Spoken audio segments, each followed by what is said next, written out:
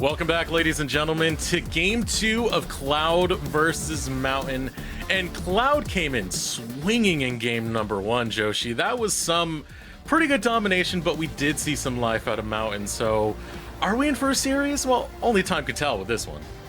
Yeah, it's going to be interesting, right? One of the keys that we identified in the draft initially was that they needed to get Gibble a good matchup, and they did do that in the last draft. Unfortunately, Cloud did a much better job at playing to the early game win conditions. Rosethorn and Niles took control of a lot of the game, and of course, we can't forget the 3v3 on the opposite side of the map where unfortunately, Mountain just looked a little bit disjointed in the way that they were trying to actually approach some of these skirmishes, and we'll see if Mountain can shore up a lot of those issues this time around now that they are going to be on the blue side. Yeah, and here's where I'm really interested in where this last ban goes, because Karthus and Samira are the two things that keep coming up, specifically when Cloud is on red side. Yeah, the Karthus ban comes through. That's pretty much saying that you have to ban Samira, because Karthus is Andy Bendy's absolute response to Samira in the bot lane.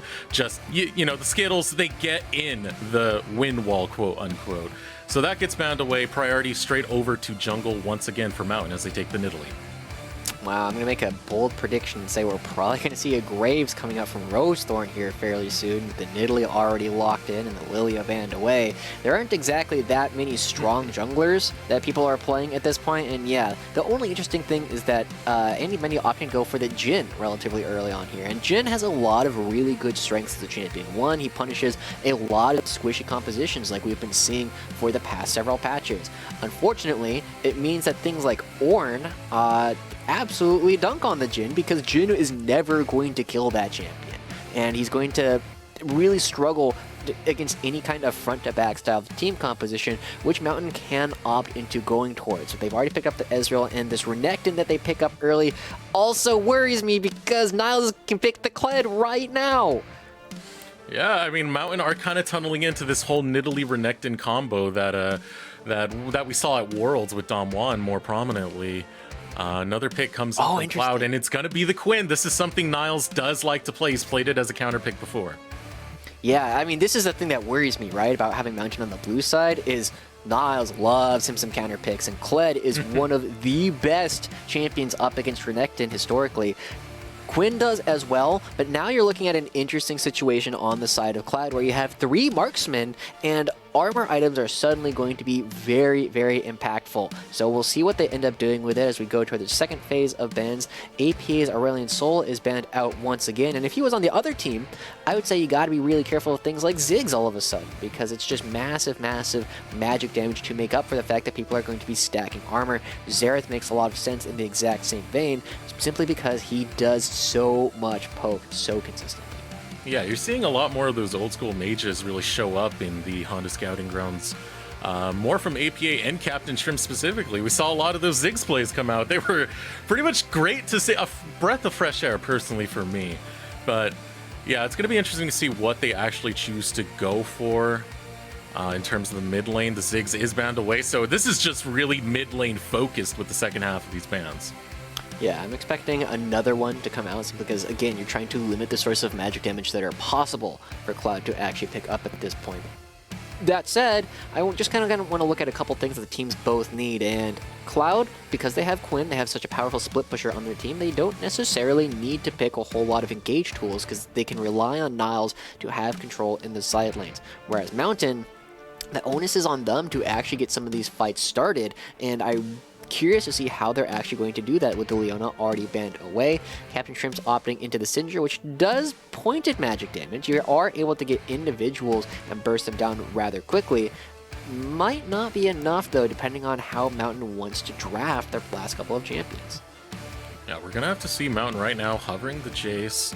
Last pick will go over to Cloud, who are saving the support for the final roll. Now, APA on the Orianna historically hasn't done that well. He doesn't do as well on mages that are just more and more about utility, especially in this tournament. His Orianna games have been very, very subpar. That being said, he does have a lot of support from a great jungler such as Nidalee that could help him out in that lane. But if the pressure comes on early, Captain Shrints can really abuse that lane, and APA's, I want to say, inconfidence. I'm not sure what the actual English word is. I'm mixing things up here. That APA has when he's on that Orianna. But the last lock-in, going to be barred. I don't know if I like that. Cloud still has one more pick to go for. Mountain, I mean, they did need some kind of engaging crowd control, and Bard definitely brings that, but I actually really liked the Blitzcrank that they were hovering because they had the Ezreal and Nidalee. They had a lot of poke, and they can force Cloud to try and come to them by threatening to always have a Blitzcrank hook, eventually picking them up. Now, it feels like Cloud have a much more cohesive composition overall, right? You're able to play it 4-1 rather effectively with Quinn off on the side, taking total control and never letting Gibble play the game particularly effectively, while Graves, Captain Shrimps, and Andy Bendy's Jhin are going to have opportunities to clear out waves so consistently and deny Mountain opportunities to actually take anything on the rest of the map. So I'm thinking we might be looking at just a 2-game series today, Eric. I mean, I definitely would not argue with that, especially looking at Mountain's comp. There's a lot of squishiness, and you know who likes squishiness? Jhin. You know who else likes squishiness? Syndra. They can tear through those health bars over on the side of Mountain's draft, so I'm definitely liking the way Cloud has drafted, but that's not to say Mountain's out of it already. We kind of saw what happens when it comes to Cloud's macro and how Mountain can punish from behind. Bard is not bad at opening up windows for Mountain to make comebacks as well, Plux being on that Bard, and that's what I'm going to be keeping a close eye on, because I had said it in the last game, Plux catches out overextenders like no tomorrow. Bard is good at complementing that. Yeah, I think it's also worth noting that how the early pathing goes from Rose Thorn can also be super pivotal. We saw that he was very effective in shutting down Gibble last game, but this time, not going to have necessarily the same amount of gank setup coming out from the Quinn. Yeah, you got an E that you can briefly stop Renekton in his tracks, but other than that, it's going to be relatively difficult to get consistent ganks off. And at the same time, with the cleanse on the Quinn, it's going to be hard for Renekton to actually lock the Bird Lady down. So we'll see what they can actually do. Going to pay a lot of attention to what this Nidalee does, because it is going to be a major point for them to actually try and find some of these narrow win conditions that they've drafted for themselves. Oh yeah, I mean, Zaun's going to have to focus. I'm not honestly sure where, because you have weak matchups for both the top and the mid lane. I feel like your hope right now is going to be the bottom lane with Spawn and Flux, but even that takes a while before it gets online. You do have a lot of good base damage coming out of the Bard to complement that, but it's still a very rough choice for Zaun, and we saw what happens when he starts to fall behind early. He has a hard time getting back. He just kind of waits for someone to make a mistake. He can't really afford that against this composition of Cloud. Yeah, and you kind of identified it, right? There's not a lot of crowd control coming out from the lanes of Zaun, which is generally pivotal when you have this Nidalee. However, the thing that you can do to take care of that is you just wait for the other team to go aggressive. You just wait for Graves to come through, and then you counter gank as the Nidalee. And Nidalee is potentially the best counter ganker in the entire game, simply because people aren't paying attention for the spears. You suddenly have a ton of burst after people have done a little bit of fighting and gotten low, and it could give Zaun a fantastic advantage if he does a good job at tracking where Rose Thorn is on the map. Unfortunately, they weren't able to get any vision down, and so they don't actually know where he's starting. Ooh, and taking a look at this, Niles and Gibble, they're right on the opposite sides of each other, and I don't even think they know it right now. Just a little game of peekaboo is about to happen. Gibble's gonna walk forward.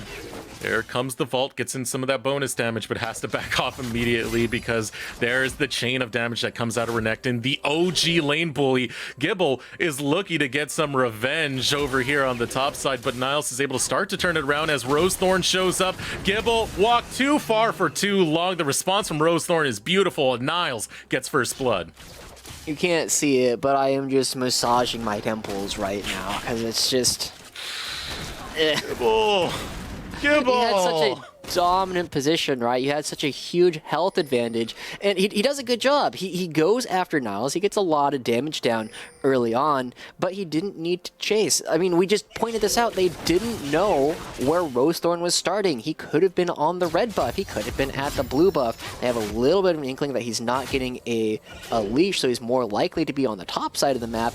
But, I mean, right here as he walks forward and then turns around thinking he can go back in, might have sentenced the game to just being over at that point. It was a very, very bad decision against a very, very tough lane opponent to have to go against, and Gibble once again giving that first blood. And the thing about that is Renekton is supposed to be the early game lane bully. When you lose that advantage, you've pretty much lost the reason why you've picked Renekton in this matchup. Yeah, I'm very worried for the prospects of Gibble in particular, right? He's down experience, he's down 10 CS at 3 minutes, and Rosethorn, with some early advantages getting picked up in that assist, is not behind Zound. Yeah, he's behind about a camp, but he's going to be able to pick up not only this bottom lane Scuttle Crab, but he has an opportunity to move towards the top half and continue to take things away. Ooh, Otto, I think you got to be glad you didn't actually land that. Pluck's almost landing the snare. Now Andy now on the run. Otto's going to be caught out, able to sidestep the spear, and it's suddenly being turned around here. Rosethorn is able to show up in this bot side. This might be the kill going the way of Cloud. Let's see if they're able to do it as the teleport is being channeled. Zound has to flash away. The teleport canceled. All meanwhile, Niles able to cancel it over on the top side and deny Gibble that teleport. Oh no, everything's going wrong for Mountain today. They aren't able to get any fights there. Zound was in a spot where he could potentially actually go for this counter engage onto Otto, but they weren't able to find anything. They blow more of their summoners than they actually picked up off the Cloud side of the map, and now they are just down 800 gold. Zound doesn't have a significant advantage, and in fact he's going to be behind in a lot of this tempo in terms of the jungle, and the rest of the map isn't particularly doing great either. You see CS leads coming out in the bottom lane where Andy Bendy's already up 10 after finding this massive fight up against the members of Mountain. And this is going to be one of the more painful things as well. Rosethorn is now headed up towards that top side. And with only Flash available, if Gibble takes too much damage here, he just burnt his teleport to be able to get back to lane. He will spot out Rosethorn early, so it's not going to be that much of a disaster. It's only going to be to shove in the lane. But that's where the disaster could be. If you get Gibble low and you force him out of lane, even if you don't get the kill, his teleport being down is already significant enough to make him continue losing that lane matchup. Okay, Rosethorn might be dead. Yeah, Rosethorn might have completely overcommitted right here. Teleport's going to come both ways, though. Zound trying to bring some burst damage on, but it's not going to be enough. Captain Shrimps shows up with the teleport. It's going to be all for naught. Eats a spear on his way out, forced to watch his teammate fall. I like the idea of making sure that Gibble can't freeze the wave, and Niles is going to be able to come back to a wave coming right on back out. But that was a pretty greedy play coming out once again. They had the idea to actually get small advantages for Niles, but they end up giving over an opportunity for Mountain to actually come back into this game. Zound was effectively out of a lot of this game. He didn't have an opportunity to get a kill in the bottom lane. He was slightly behind in jungle tempo, and now that he has a kill onto his jungle opponent who's flips the script, he's now going to have this small advantage to play from, and it can be a major win condition as he looks to blow up all of these squishy marksmen that Cloud have drafted for themselves. And, you know, squishy marksman, that's exactly what Quinn is over on that top side. So if you are able to get some benefit going towards the top side, if you're Team Mountain, that does you so many favors, especially with this Renekton. He can get a lot of damage off to the Quinn. You bring the Nidalee up there, you start taking down Niles. Kangas was saying it earlier from the analyst desk, if you start focusing down Niles, that's where he tends to fall apart. Yeah. And it's important to recognize that he's only got one cleanse, right? Yeah, sure, your first gank against the Quinn isn't going to be particularly effective, as he's just going to get out of the crowd control, but after that, you've got a couple minutes where you can look to do the exact same thing. You bring the Nidalee right back on up there, you get the stun down, and this time, they don't have any way to get out of that. You get a free spear, and all the damage that comes along with that. So it's still very possible to try and gank this, but right now, you're just giving over free advantages to the opponents as this Ocean Dragon going to be going over towards the side of Cloud. I mean, they got the lane priority, they got the recall on APA, so they knew they had the ability to grab that Drake as Mountain. Only able to get off some petty shots, some darn you whippersnapper as they walk away. Cloud getting the better of this matchup thus far so early into the game, and even a hook coming out of Otto. Otto loves to just press the advantage whenever he has it. Yeah, but I think we're kind of starting to fall into this default state of the game, the lull state, if you will, where there's not necessarily a lot of aggression being made by either team, both teams being relatively satisfied with their position and going to be abusing small lane differences. Now, Niles does have a little bit of vision. He does know that Nidalee is in the area, so he's got to make sure he crashes this wave relatively quickly so he doesn't get caught out too far. He's going to be able to do just that as he sees that Nidalee now over onto the Gromp, and Quinn can be a little bit safer. And it's so painful because Gibble needs the Nidalee backup to be able to handle this lane. Otherwise, he's just trying to farm under tower the whole time. What you're seeing, and what you just saw right there, was the moment Gibble gets a little bit too far forward with the slice and dice, instant vault, instant harassment, and it will just keep coming time and time again. Yeah, and with knowing that Zaun isn't anywhere nearby at this point, Niles is free to continue doing this. Andy Bendy gets ulted by Bard. He gets ulted, he gets caught out, he takes a lot of damage, but not willing to pursue the kill is Cloud. They just want control of the vision in the area for the time being. But why? There's not a dragon, right? Like, they were just looking for a pick. There's nothing to actually fight over here. The blue buff isn't spawning for at least a minute. There's no dragon for 3. They just get a bunch of damage down, which, you know, is helpful, but is not going to win you the game in and of itself. You need to be able to chain these kind of things. You need to have a reason for what you're doing. There always needs to be an answer to, okay, now what? That comes out of it. And I'm not sure that that's something that they really have available at this point, because they're not picking up a dragon. The Rift Herald is at risk of getting taken by Cloud Team. And now they're bringing a couple people down, but without the Bard ultimate, it's a difficult gank. I think it's just pretty much the Mountain mentality we've been seeing, that they respond to what the other team has been doing. That movement coming out from Mountain's bot lane was just a response as to what Cloud's doing. They're not really making plays of their own, and that's what we need to see more of from Mountain, as Niles going straight after. Did he get it? Oh, so much damage coming in, taking him down to about a third right there.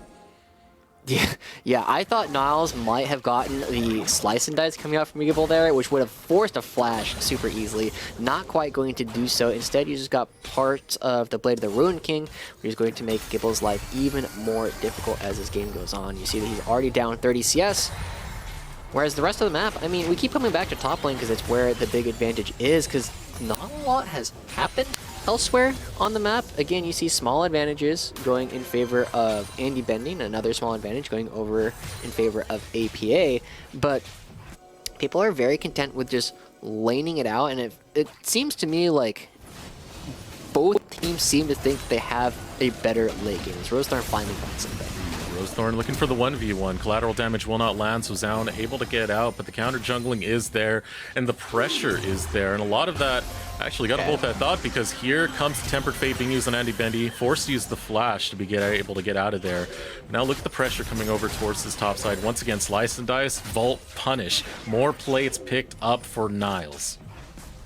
Yeah, that's continuing to grow the gold lead. As you see, it's about 1,400 at this point in favor of Quinn, whereas the rest of the map you see, you know, about 100 in favor of Andy Bendy, about 400 in favor of APA, and about 500 actually in favor of Zaun due to the fact that he picked up that kill earlier. But now this is where the now what comes through. There's no flash on Andy Bendy. They might have an opportunity to take some plates, get some gold, and establish vision control at the bottom side of the map for the impending Infernal Dragon.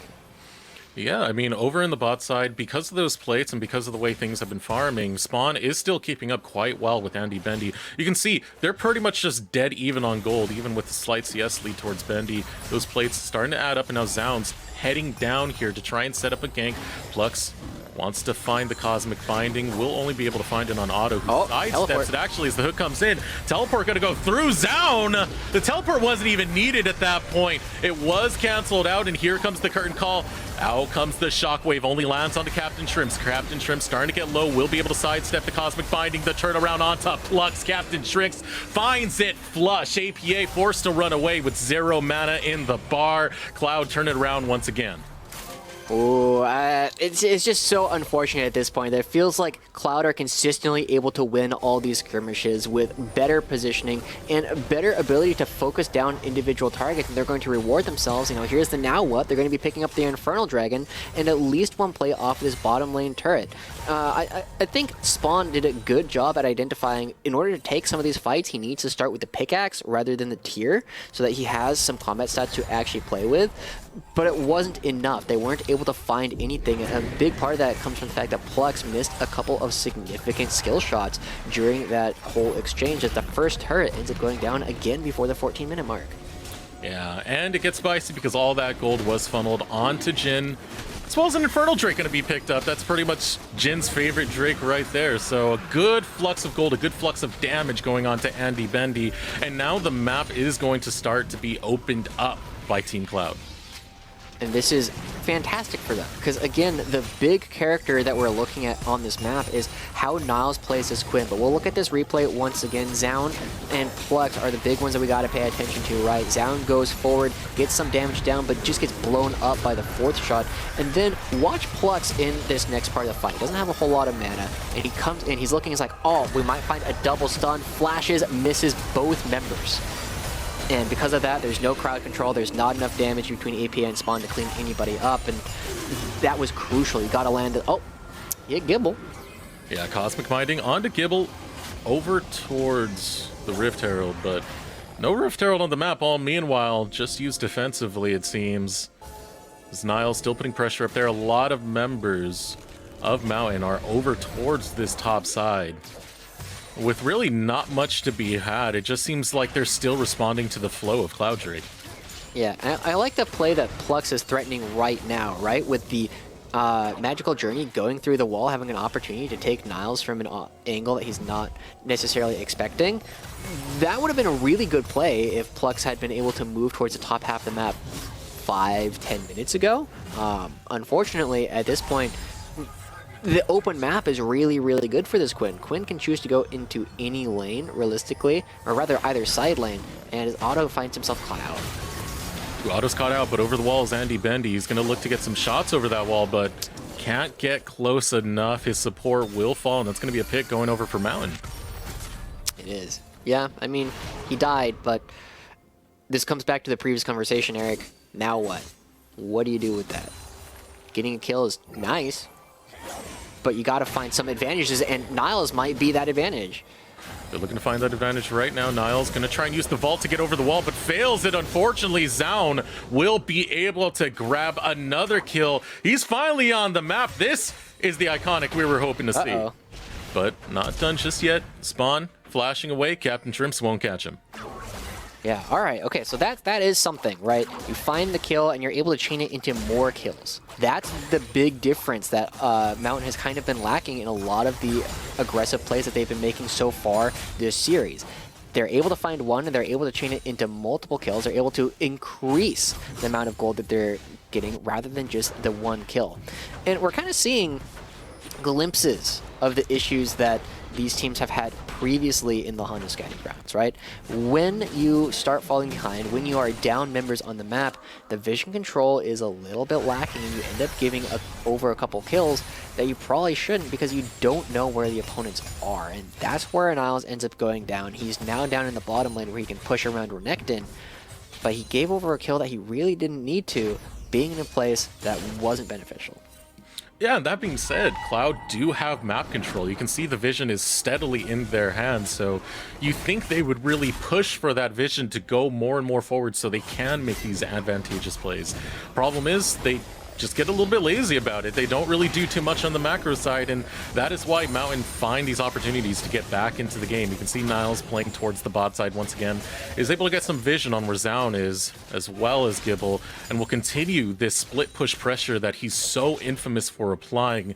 Let's see how Mountain really try and respond to this one. Are they going to start sending multiple members to deal with Niles, or is Niles just going to take a roam whenever he's able to get this split push going? Yeah, I mean, he has both options available to him, right? Like, neither team is particularly excited about team fighting, but Mountain definitely feels like they have a couple of better tools when it comes to it. They obviously have the Oriana Shockwave and the ultimate coming out from the Bard, so Niles can look to manufacture these 5v4s briefly, but it's not something that they're going to be looking to take long-term. They generally want to get one person and then exploit the fact that they have more people on the map after that. It looks like they're going to transfer Niles up towards the top lane and try and pick up this Rift Herald. Trying to find an ultimate on Andy Bendy, but minions are there, and so is Otto, so Plux not going to really find anything. Rift Herald gets start up by Cloud. Cloud will be able to get that with no response to come out of Mountain. Instead, Mountain, they realize it's being taken, so they head over towards the spot side to get vision for the Mountain Drake that's spawning soon to possibly try and deny Mountain Soul here.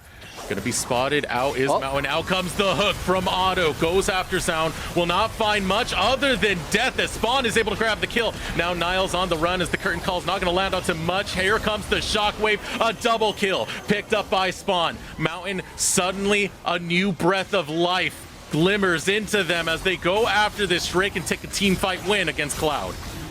Yeah, this is kind of what we were saying, right? They have the teamfight tools in favor of the Mountain team. They have the Shockwave, they have a Renekton who, even though he's not going to be a particularly good diving champion this game, still going to take some time to actually take down. He's got a bunch of health after he's picked up this Black Cleaver.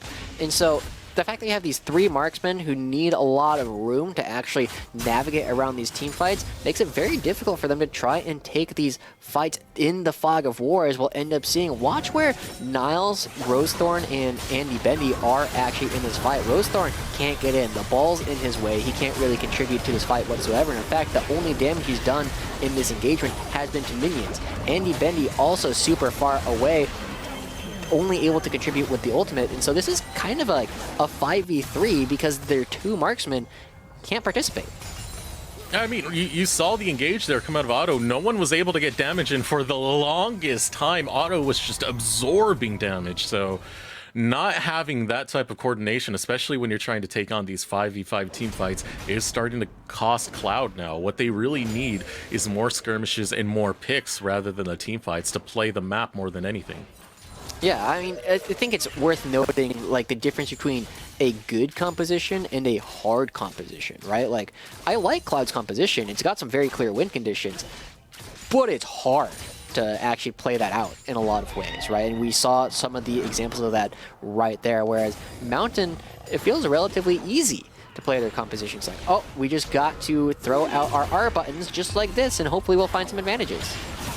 Oh, shockwave used, but it's going to be missed. Here comes the return out of Captain Shrimps. Able to put the Unleash power onto APA, evening up the damage, but no kill picked up on the top side for Mountain. A response will be made from Cloud. They want the mid lane turret. They want to open up the rift for vision, as well as bot side, Otto and Niles down there. A brilliant response to come out of Cloud, realizing where Mountain was putting their resources. Yeah, that's the part that this composition is good at, right? You pick the opposing team apart. You are able to spread out your pressure both in team fights and in a macro style game, and they end up grabbing themselves a ton of gold off of it. And I just finished saying that Mountain have a relatively easy way to play through these team fights. You do actually have to land the ultimates, unfortunately, and Captain Shrimps walks away with his life in a way that he really shouldn't have. But the game still fairly even, and both teams can look to play the way that they want to. I'm just a little bit worried that as the game goes a little bit longer, Mountain are going to get picked apart by all of these marksmen spreading out and making it very difficult to land these big shockwaves and these ultimates coming out from Plux. I mean, you said it right there, too. Mountain, when it comes to the late game, they're going to be completely dependent on a big shockwave to be able to get them any teamfight victory. But look at APA, caught out here. Otto, able to get the depth charge to the hook. Niles will grab that kill. And with APA not there, well, teamfight hopes are pretty much gone for Mountain in any future fight coming up. And that's being shown right here as Cloud now on the chase zone, forced to run away. Able to find some solace in the jungle as the pressure is still on, and Cloud continue pressuring these tier 2 towers. Yeah, and they bring over all 3 marksmen to the mid lane. Mountain can try and find something, but they don't have APA for 15 seconds. A 3-man ultimate. A 3-man ultimate goes through. Gibble trying to dive into the heart of the team fight. Niles now on the run, and so is Rosethorn as the teleport being channeled. Otto absorbing the damage he can. The Mystic Shot gonna go wide as Flux jumps in, but gets caught by the Unleashed power. There is the collateral damage landing flush onto the chin of Plux. Now Otto still running terribly low, going golden is Zound. Can the damage be returned? The answer is gonna be yes, as Cap picks up one. APA caught out. The next one not going to be picked. The smoke almost does the job, but Andy Bendy will flash over the wall and grab that kill, and Spawn can only watch in horror as his teammates get destroyed one by one. 3 for 1, excuse me, in favor of Cloud. This is the way I've been wanting to see Cloud actually go for these team fights, and it's going to reward them with this Baron almost definitely. They have 3 marksmen, so they should be able to take it down quickly, but no, they're going to be a little bit too wary of where Ezreal is on the map, and even landing the stun, Captain Shrimps doesn't feel like he has the damage to actually burst out the Ezreal. Alright, they don't get the Baron, but they start threatening it. We see how quickly they're able to start taking it down. But this is how I want to see them fight, Eric. This is what they're supposed to be doing. They're supposed to be splitting things up, spreading out, and making it impossible for Mountain to lock down individual targets and create that arc of fire where everybody can hit the same target as they try and dive in. Absolutely beautiful. Now the question is, can they do it again? Because we already identified it's not an easy way to play. You got to have a lot of individual prowess as well as understanding of staying apart from your teammates as we come close to the 4th dragon of the game, which would put Cloud 1 away from Mountain Soul. I mean, they're pulling it off right now as so far as the game goes, but this engagement coming off, going on to Andy Bendy. Gibble, what are you doing, friend? Nice. What are you doing? Wrong place to be, way too overextended, no vision on the map. I'm not sure what he's doing on that side other than just picking up his 2nd death of the game. And he's been doing quite decently so far in this matchup. He hasn't been falling off, so it's a shame to see a death like that go off. Yeah, I mean, it kind of goes back to the conversation we were having previously with Niles, right? Like, why are there 4 members of Cloud on the top half of the map when the dragon's up? Turns out it's just to kill Gibble. That's the entire point. They end up fighting the kill. They're fighting Plux as well. Oh boy, oh, he's actually going to keep himself alive. Wow, he's actually going to live off of that. But this is the thing that Cloud are doing, right? They have the now what? They kill Gibble, they try and find another kill onto Plux, but importantly, they find themselves another structure on the map as the top inner turret falls. That's going to be giving them an opportunity to establish vision in the western quadrant of the jungle and potentially look to hit this Baron again in the near future with their 3 marksmen. I mean, with 4 minutes left on the Dragon, well, Baron should be the next priority to come out for Cloud. As they do have some vision on that side, you can see the deep wards bleeding into the jungle of Team Mountain. Team Mountain are going to start trying to get some vision control there because they have good poke, and they have good engage as well. The Nidalee Spears as well as the Mystic Shots can do a lot in these extended engages where they just need to find poke before they get the engage, before they get the Tempered Fate to go in. But to be able to do that, they need to have some serious vision control over on this Baron side. Yeah, we'll see if they can actually do that.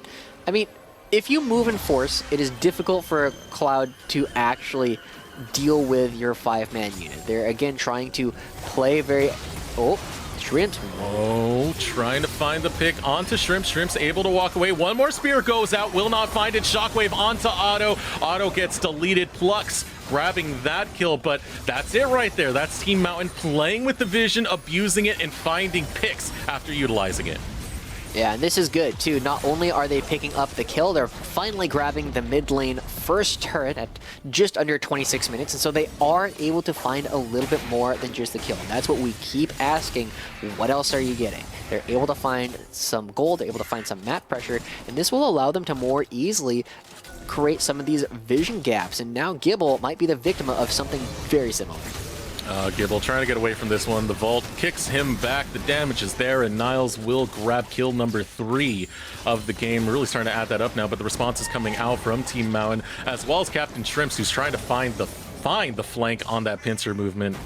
Now Niles still on the hunt, scouts him out, looking to find engagement here. There is no tier 2 towers. The curtain call's being used. Too far on the range for this one, but Niles taking too much damage, uses the Vault to return fire. Now Rosethorn critically low on the run. Spawn will be able to finish the job. Scatter the Weak will not find the stun. Unleash Power is available. Keep a close eye on that. Captain Shrimps trying to set it up, but gets caught by the Cosmic Binding. Captain Shrimps now on the run, puts out a Scatter the Weak, but the damage is there from Sound. Now Niles on the run. This is disaster coming in for Team Cloud as Spawn plays this ever so patiently. Will he be rewarded with one more kill? No, Otto being the hero for Niles to keep him alive, but it's going to come at the cost of his own life. Andy Bendy pushing the mid lane, meanwhile gets caught out by Gibble. Gonna try and get that crit movement speed to get him out of that situation, but the flash comes through from Gibble, as well as the stun. Another shutdown goes through. Mountain are back in it. Wow, they took what was a 5,000-6,000 gold deficit, and now they're only down about 2. This is a huge transition with so many people dead all across the map. Suddenly, Mountain are the ones who are going to be threatening to take down this Baron, and there's going to be a very difficult contest to come in from Cloud. They only have Niles, they only have Rosethorn to try and do anything. They're equal levels. Trying to outsmite a Nidalee at the same time is going to be very difficult. Captain Shrimps is looking to teleport in, so at least they have 3. Captain Shrimps using the teleport there. Flux will not be able to find the Tempered Fade. Giblet goes in. Gibble goes in. Almost gets made into Giblets. Forced to run away as the collateral damage goes off. 1 kill picked onto Niles. Look at the health bar, though, of that Baron. Rosethorn thinking to jump over. Gets the steal! Rosethorn able to secure the Baron and make the most out of the loss streak that's been coming in this latest game of Cloud. Wow.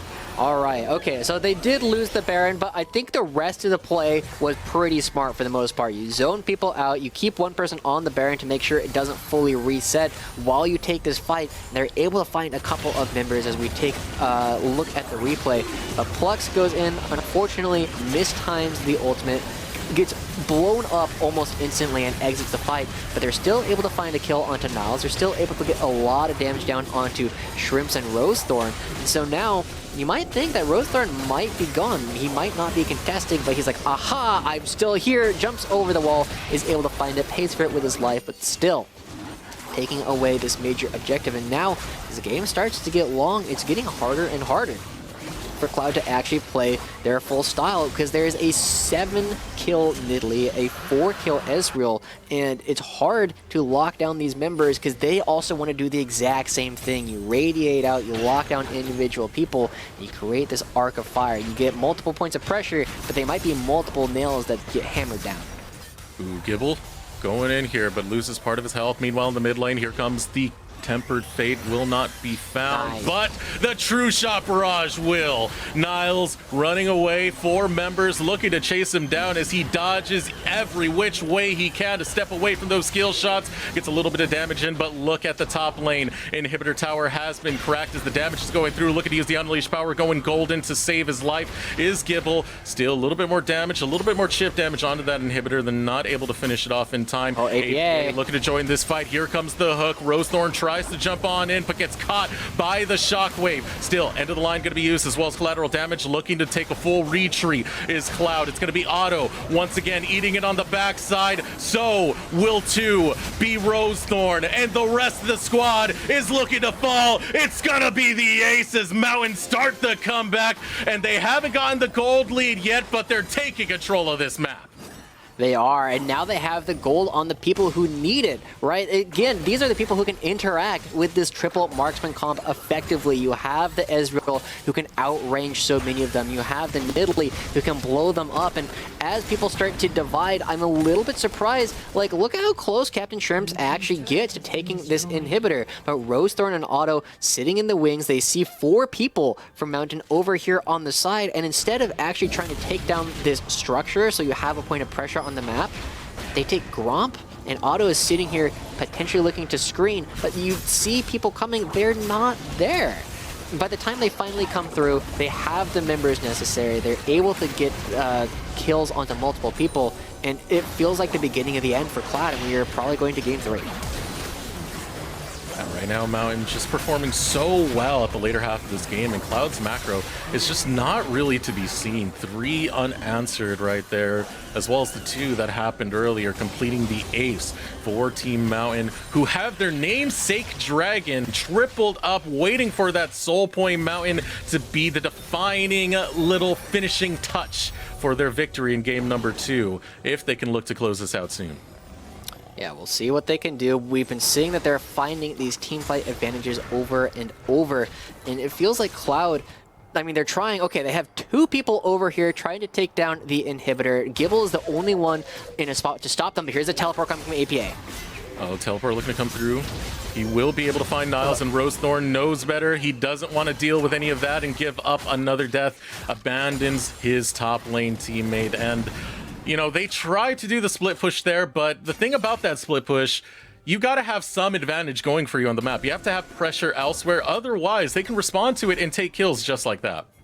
Yeah, that's exactly it. And that's part of why Niles has gotten consistently punished when he's playing up against some of the other top-tier amateur teams is he tries to make these plays without having that pressure that you talk about. And I'm curious what the communications are like between Niles and Rosethorn right now, because it looked like they were mostly on the same page. Hey, we're going to go over here and take down this inhibitor, but at some point Rosethorn decided, no, I'm not going over there. And that can be the kind of thing where as this game gets later and you feel like your hold on the flow of the game is starting to diminish, people can get tilted. Your mental can start to falter. And it's going to be very telling to see how they end up playing out the rest of this game. Is it something where it looks cool and collected, or is it something where everyone's like, screw this, I'm just doing my own thing? I do feel like it's the last chances coming in for Team Cloud right now. They are getting those final purchases. We did have a death cap picked up onto Captain Shrimps, as well as, I believe, a Last Wish of Immortal Reminder picked up by Andy Bendy. So those fight itemizations, they're coming in. You're going to see the spikes in damage, but is it going to be enough for this stage of the game? We're now 33 minutes in, and Mountain are just finding the picks where they need to. They're getting in that poke damage. They're getting in the shockwave onto priority targets. They're dividing Team Cloud from being able to skirmish properly, and that's where you're seeing Cloud just suffer time and time again. Mountain are looking good in their comeback thus far. Yeah, and it's important to recognize the vision differential that exists right now. With only 20 seconds left, Cloud might be going for a high-risk style of game here, but they find some big damage onto the Nidalee. Gotta be careful. There is a Mountain Soul on the table, but there's also a Baron spawning at the same time. Oh, Niles still no response coming out. Niles might be able to grab this inhibitor, and there's nothing Gibble can really do about it. There's backup for Niles over on that side, but look at the call coming out from Sound. Meanwhile, he knows that Dragon's up. He knows this can give him Dragon Soul. A response has to come out here sometime soon from Mountain. They're going after the Nexus Towers. Gibble can't really do much here. 3 members in the base of Team Mountain. APA is here as well. He's going to be looking for a shockwave sometime soon. Waiting for that to go out as the hook goes through Gibble, almost about to fall. It's actually going to be the Guardian Angel that keeps him alive. Now it's going to be Niles on the run. True Shot Barrage will not land onto him. The chase coming out from Mountain. Here comes the binding, looking to find it on the back line, but Niles will not get stunned. Auto critically low. Scatter the Weak comes out. Mountain are fighting tooth and nail to be able to pick up the kills they need. 1 picked up. It's on the support. Mountain still on the chase, but they cannot find more. Cloud were able to get that inhibitor tower and get out, only losing 1. That being said, Sound was able to get Dragon Soul on the back of that.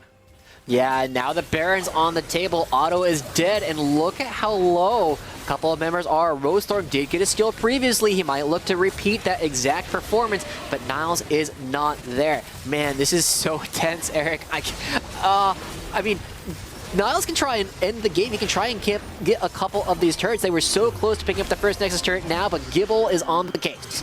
Oh, they're going after Niles once again. Gibble will be able to lock him down this time, and 1 man down is going to be Cloud when it comes to fighting over this Baron. It's going to be very tough for Cloud to be able to find their way back into this. Yeah, okay. Well, it might have dissuaded the Baron for a little bit, but no, they are going to be going right back onto it, and it feels like Cloud might be trying to give this up. The Rosethorn, again, he stole it once. He can try and steal it again. They are so close. And Plux trying to play body blocker over here on the side, but he's finally going to have an opportunity, and they have vision of the Baron's health bar. Rosethorn really thinking about going in here. It would be a one-way trip. He doesn't have flash, but he will get steal number 2! Rosethorn grabs the Baron, and that is exactly what's needed for Cloud to be able to prolong this fight and stay in it.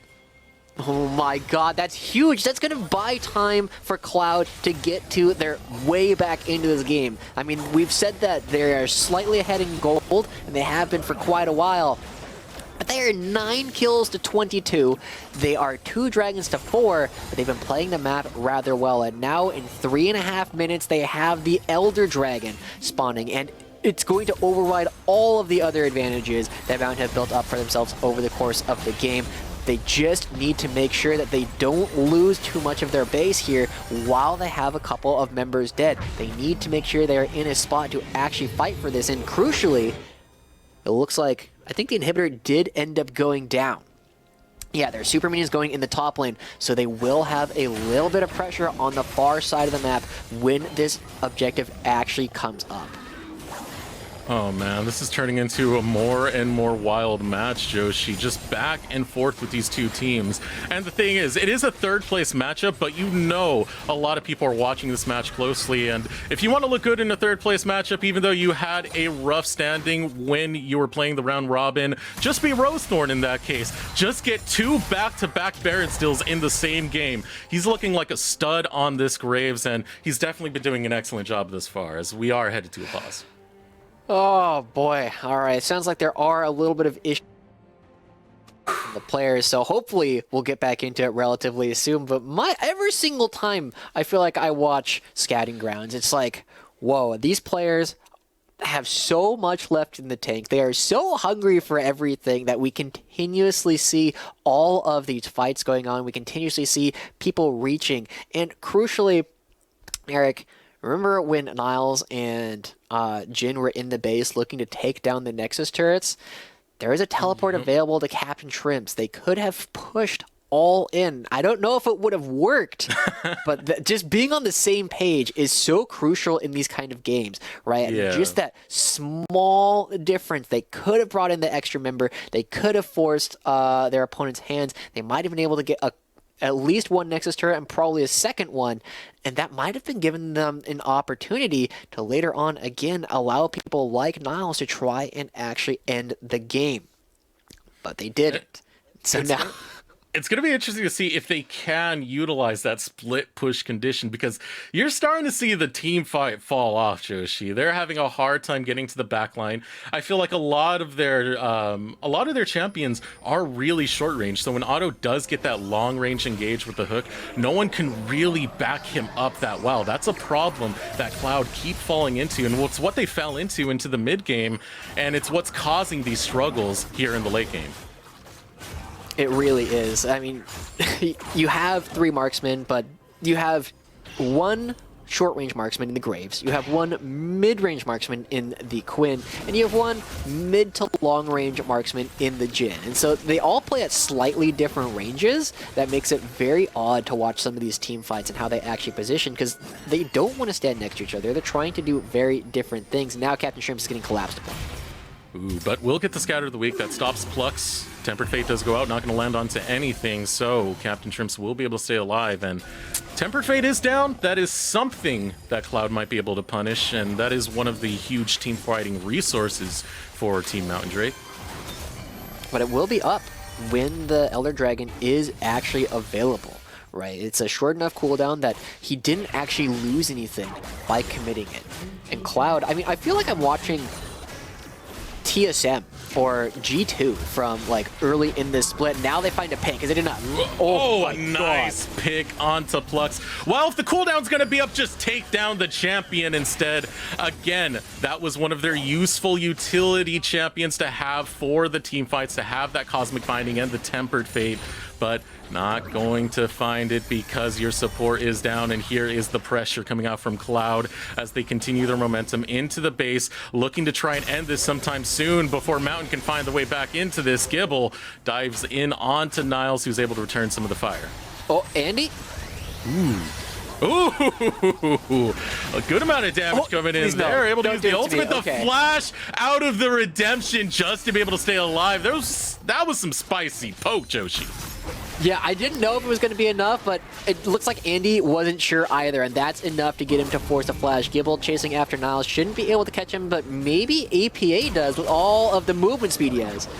Yeah, with the flash coming out, Sound will look bottom lane. Find the flank. Here comes the shockwave. Niles goes down, but there is the pressure towards the bottom lane. Teleport being used by Gibble to try and get there faster. It's going to be another inhibitor going down with an inhibitor tower soon to follow in the mid lane. Cosmic Binding goes out. It's going to find the stun onto Andy Bendy. He will fall, and so will Otto. Here comes the Magical Journey, trying to find a trip over towards Captain Shrimps to be able to find more picks and abuse the living daylights out of Cloud in this late game, and that is exactly exactly what they're going to find. Captain Shrimps, you are too far out, my friend. Mystic Shot going to go wide. It doesn't matter, though. The chase is there. Rosethorn wants to turn it around. Here comes the Unleashed power, but Going Golden will buy some time. The Unleashed, the Scatter of the Weak, excuse me, is able to find a triple stun, but it's not going to be enough as Legendary Spawn with the Arcane Shift forward will find another kill. This chase going on for so long, but it's doing so much work for Mountain Drake, as it was just one by one by one. They brought the comeback when it looked like Cloud had a chance. Mountain thwart them 41 minutes into the game. Oh my god. Eric, that game was a lot of fun to watch between all of the different plays that people were going for. And again, I got sparks of like TSM or G2 kind of splitting the map and drawing pressure and poking and poking and poking and fighting inhibitors. Unfortunately, they weren't able to pull it off. It is hard to play that kind of way, but I really like the fact that they were willing to go for it and actually have the ability to do it. But the question is, those kind of hard games are also grueling. And that was a 41-minute game, and now they have another one that they actually have to play after giving the momentum right on back to their opponents. Yeah, and it puts it even at 1-1 apiece. Before we start going on to details of the next game, let's check out the game-winning drive in that SoFi money move from that victory. Yeah, and here we see this big fight coming through. As Andy Bendy opens up onto spawn, it's looking a little bad because they didn't realize that Gable had teleported into the jungle behind them. They lose 2 members, and now it's a desperate race for Cloud to try and get back. Captain Shrimps tries to go for the obvious recall spot, but gets spotted out by Plux, and at this point, despite the fact that they do a fantastic job kiting, they don't have enough in the tank left to actually get away. Yeah, it was just 1-1-1-1. Single pick after single pick, but it was enough to pretty much get you kind of a pseudo ace right here. Actually, that was almost the complete ace after they get Rose, but it was just styling. I mean, that really comes down to Cloud's macro that we were talking about earlier. They kept trying to force things, and it didn't work out. And this is Mountain just abusing the mistake that Cloud had made. So, begs the question, how do they adapt to Game 3? We saw that this splitting style wasn't the most effective thing in the world. Playing Denials early on, very, very effective. We also know that he's got a strong Orin, though, so maybe they have to go back to Teamfight and see if they can actually go and bang their heads against their opponents to try and get the final game here for Honda's Scouting Grounds. While we set up for that final game, we're going to take a short break. Freaking the Analyst will meet you back here right after the break to break down that game. We'll be right back.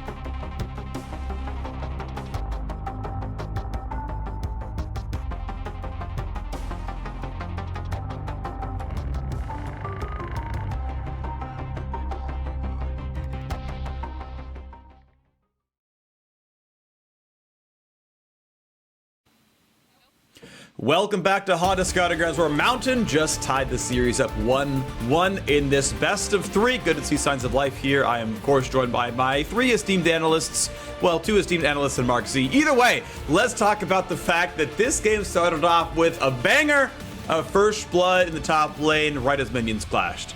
Yeah, we've been talking a lot about top lane, and we're going to keep talking about it. Niles playing the Quinn. I'm glad to see people taking these aggressive counter picks, and I actually thought the initial idea by Gibble was good to kind of outmaneuver him to get this, but you have to back off here. Let the minions finish pushing him off the wave, get to the wave, you can maybe get the shove.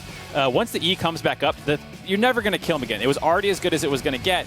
And then he still continued to chase forward and got killed as there was an easy collapse there by the jungler. So this was a big mistake potentially.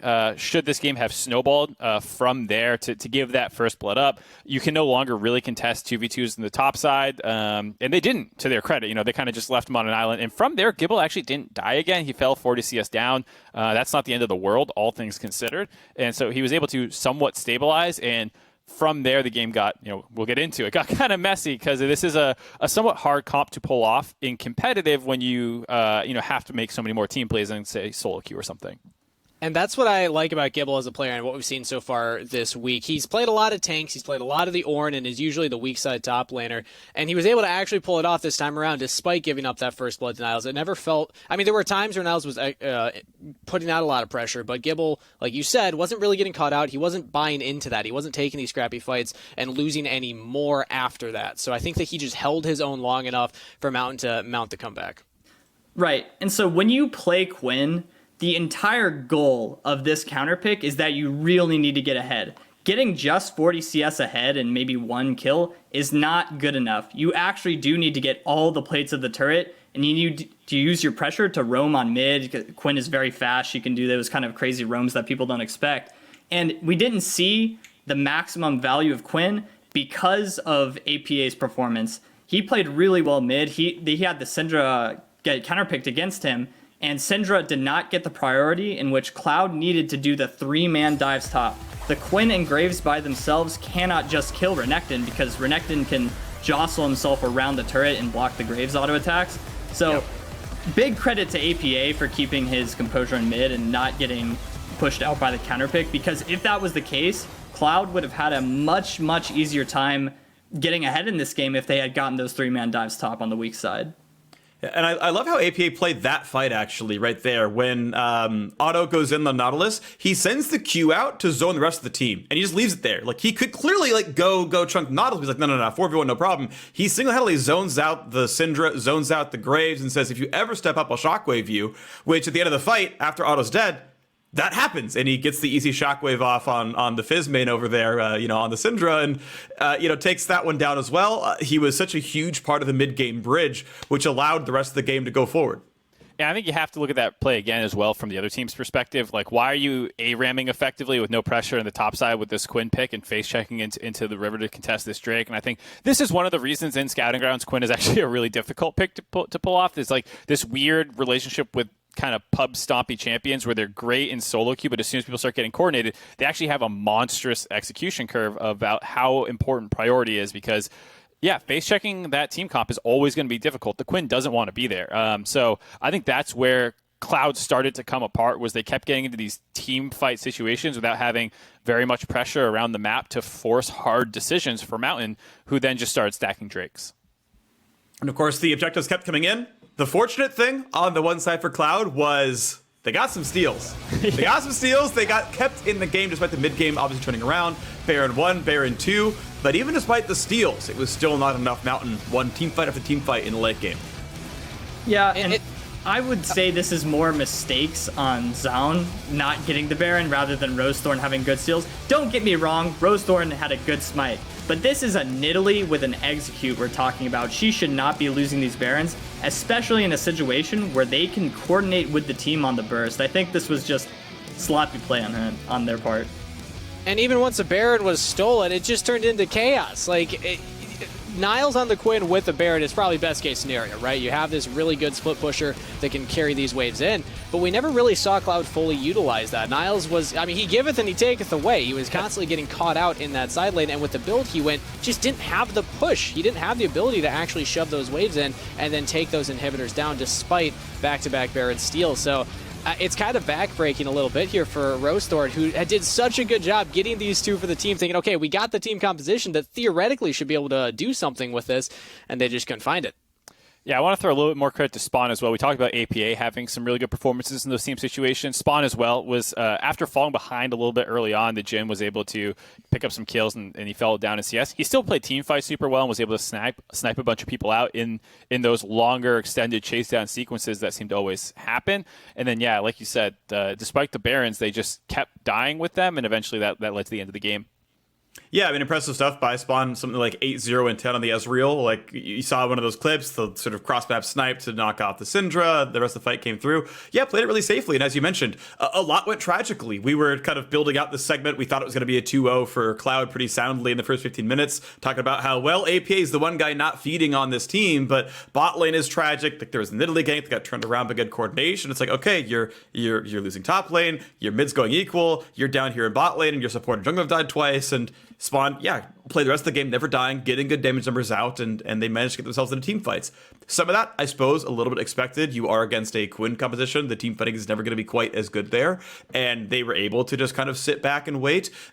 Certainly, macro could have been better, kind of on both sides, but to me, like, the 25, 30-minute macro game is not what Scouting Grounds is about. It's about the individual players showing what they can do with a bunch of different situations. How do you play strong side? How do you play weak side? And you guys are mentioning it, right? Up in the top, it's like, well, I'm behind Renekton. I will stop dying. I will survive the tower dives, and then I will be the CC bot lane my team needs. Spawn, a losing duo lane, goes down the rest of the game, gets plenty of damage out on the Ezreal.